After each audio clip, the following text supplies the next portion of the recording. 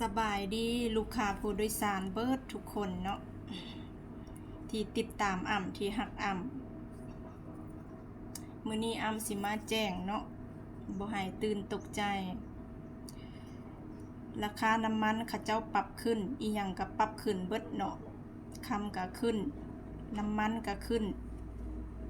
สิมาแจ้งเด้อค่ารถแต่ละสายแม่นปรับขึ้นเนาะ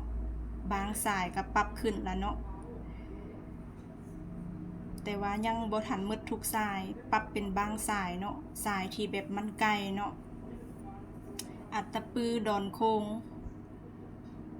ท่าแขกสวรรค์เซกองปากเซปรับขึ้นเกือบทุกแข้งหั่นแหละปรับบ่ได้ขึ้นหลายเด้อลุดลื่นกันน้อยเดียวแต่ละสายปรับขึ้น30,000เนาะบ่ให้ตื่นตกใจเด้อการบริการ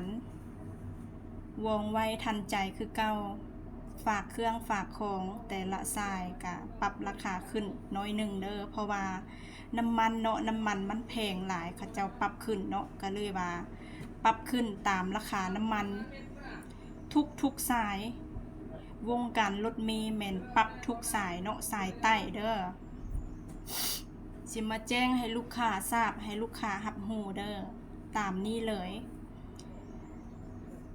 ปรับขึ้นมื้อนี้เด้อวันที่7 เดือน 3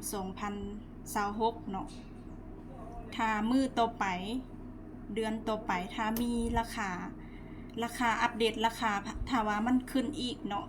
และสิมาแจ้งอีกเทื่อนึงเนาะว่ามันจะขึ้นเท่าใด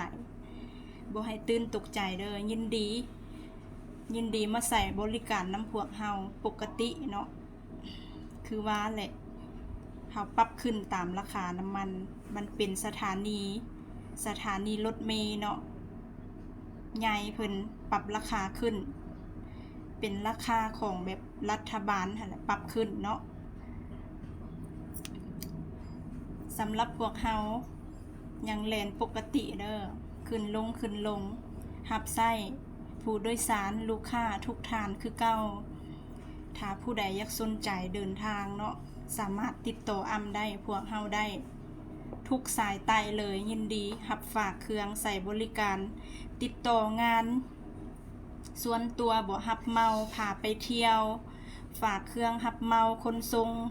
หรือว่าจัดงานโดงไปเที่ยวงานต่างๆอื่นๆแม่นเฮารับเบิดเด้อรับเบิดทุกงานเนาะสิมาแจ้งให้ผู้โดยสารรับรู้ขอบใจ